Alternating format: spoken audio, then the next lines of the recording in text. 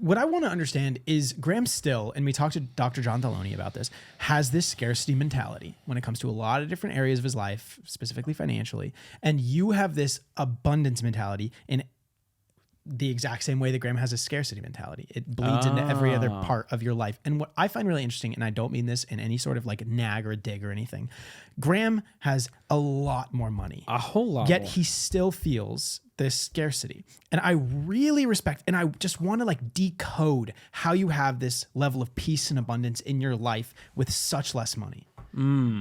Got paid off mortgage. It's the paid off But mortgage. it can't just be that. It has to No. be something else.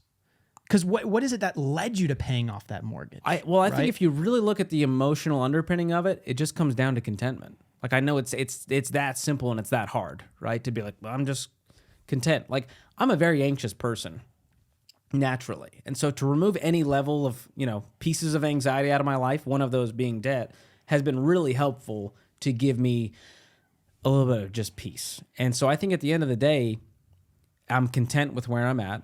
And yes, I still have goals and there's things that I'd love to do, but I don't have there's no end game. There's nothing like, well, once I get 5 million, I'm retiring and that's it.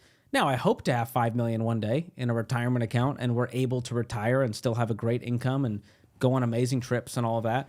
But I have no end game. What I've been trying to do as I get older is just live in the present instead of always going like, well, what's the next thing? Because for too long, for the last 10 years, I've been doing that with my career, with my financial goals, with whatever it is. And so I'm truly, and it's something I'm still working on. This is not like I have not mastered it. I'm not like some kind of Zen Yoda character. I just truly suck at living in the present. I'm always thinking about what's happening tomorrow, what's on the schedule, what are we going to do, what about that thing? Instead of just, now that I have a baby, I think it changed the way I view my time, the way I view money.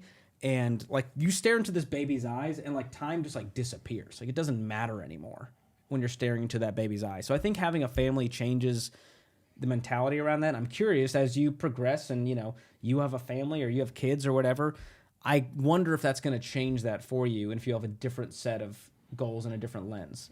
I find that interesting. But that it just you feels like relate it's it. exhausting because I'm like, there's no end. Like, I don't know. If I could go start a business and make $100 million, how would my life change? Would it make it worse? Maybe.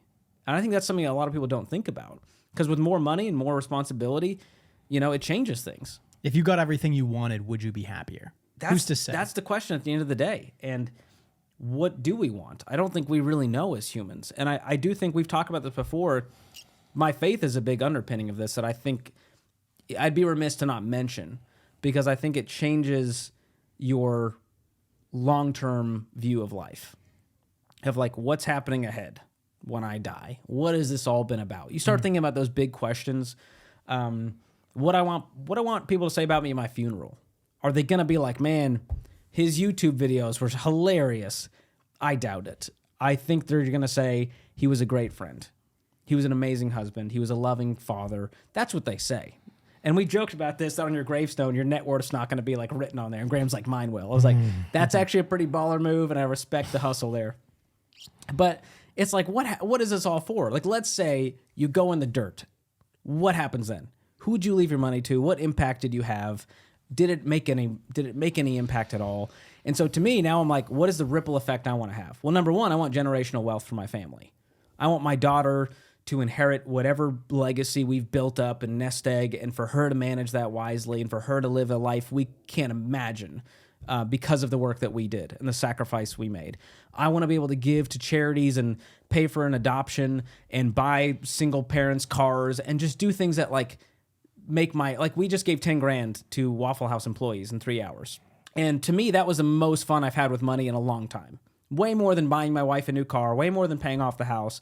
To see someone's life change instantly because of something I was able to do that was in my control, I'm like, that's amazing to me. And so like the stuff Mr. Beast is doing, of course, like that's the stuff we're going to be talking about for generations to come versus look at the net worth that he amassed. You know what I mean? I like that. I like giving to people that are working at Waffle House.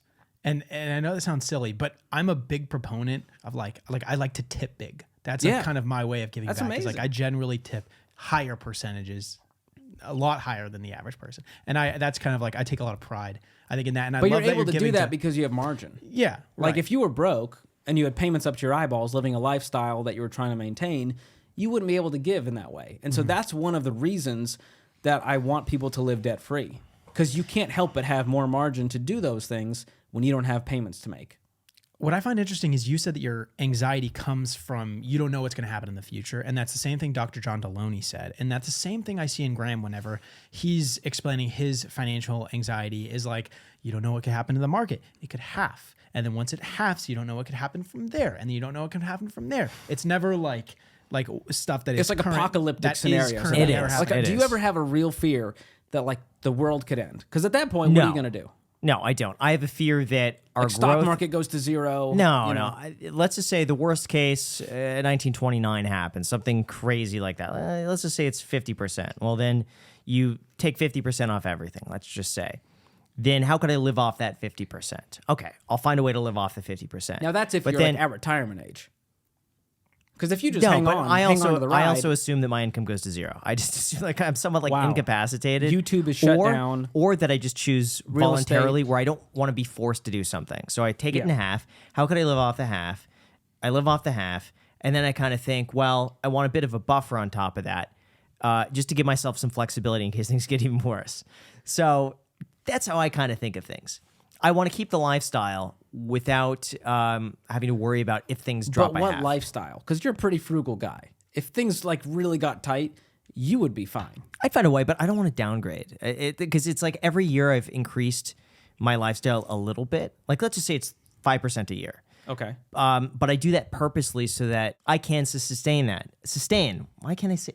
It's a hard one. I want to be able It's to a challenging conversation. sustain that sort of lifestyle creep. But I So think I people, purposely do it a little bit every people year. making a tenth of what you make spend more than you do in a month. Yeah, but just because I want to be able to sustain that, like, lifestyle creep and never have to worry about it. So yeah, you could spend way more. You can spend 100%. But you also, know how to make money. Like that's, I think, a skill that will carry you through any, But thick or thin. I like not being forced Yeah. to do that. Like anytime I feel forced to do something, I just don't like doing it It's for less whatever exciting. reason. Yeah, I like doing things that. If I was like, Graham, you have to make these videos every week, you'd be like, screw you, Oh, man, I'm absolutely not doing not. it. Just having the freedom to say, if I want to stop at any point, I can, and that makes me very happy. Yeah. And again, that kind of freedom, I think you have more options when you have no debt. Yeah. And obviously you have your Like- cash position that you've talked about. I'm Yeah. like, well, I could pay it on, I could not.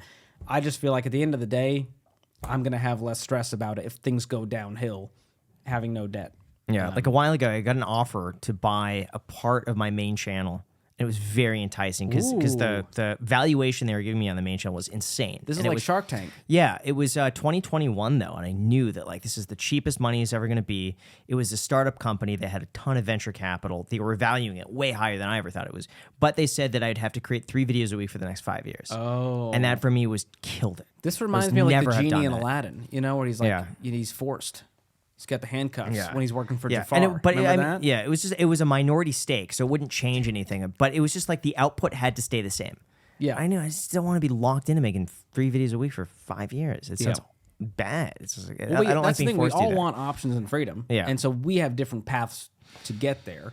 But I just think mine has proven over time to be a path anyone can take. Mm-hmm. And I think people can be. I mean, you guys are successful. You've done it your way.